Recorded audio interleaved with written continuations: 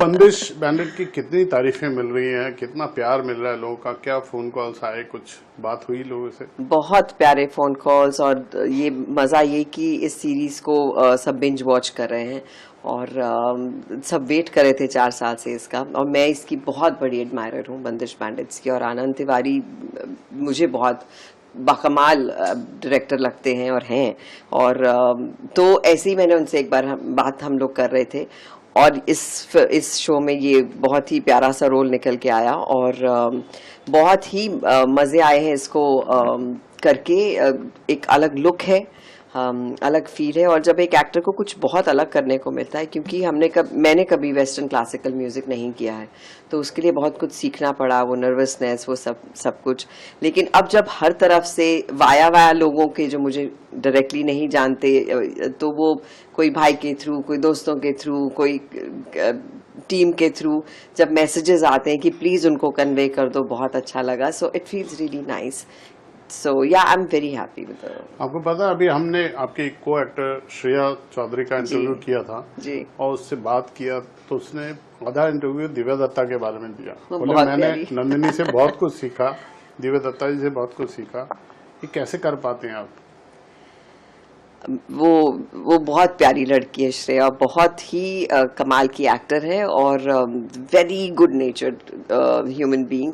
और जब हम पहली बार मिले थे तो वो कॉन्शियस थी थोड़ा मुझसे बात करने के लिए, लेकिन वो मुझे लगा कि जैसा मेरा और श्रेया का किरदार था, का रिश्ता था, वो वैसा ही तमन्ना और नंदिनी का किरदार साथ साथ पैरेलल चल रहा था।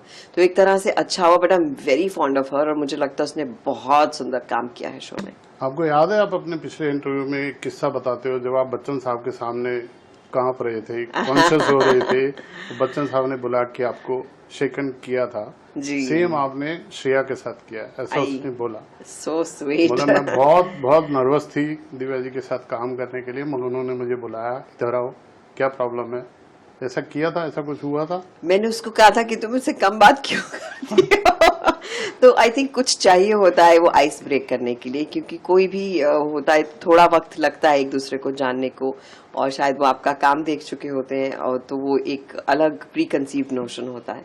सो आई थिंक वो जब आइस ब्रेक हो गई एंड दोस्ती हो गई हमारी, सो इट फील्स रियली नाइस कि वन ऑन वन। बट मुझे लगता है कि मेरे बहुत सारे सुंदर सीन श्रेया के साथ हैं, और ऐसा जो हमारा एक रैपो रहा उसमें बहुत मदद हुई।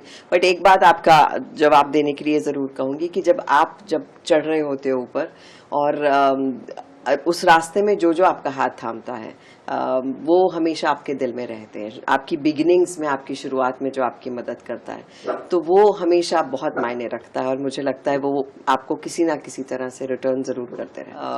आई think someone up there listens और सुनते हैं, और ये जो प्यार मिलता है, ये आई थिंक मेरे लिए इससे बहुत ज्यादा यहाँ पर। नहीं, मैं बस लास्ट में एक थोड़ा सा मुश्किल सवाल है, अपनी की हुई भूमिकाओं में से आपको अपनी सबसे बढ़िया सफल कौन सी भूमिका पसंद है? जी, आप तो शायद मुझे शुरुआत से जानते हैं। मुझे लगता है कि जब तक कोई भूमिका अच्छी ना लगे, उस वक्त तक उसे निभा ही नहीं सकती मैं। उसका अच्छा लगना बहुत ज़रूरी है, आप तभी उसे जीवंत कर सकते हैं।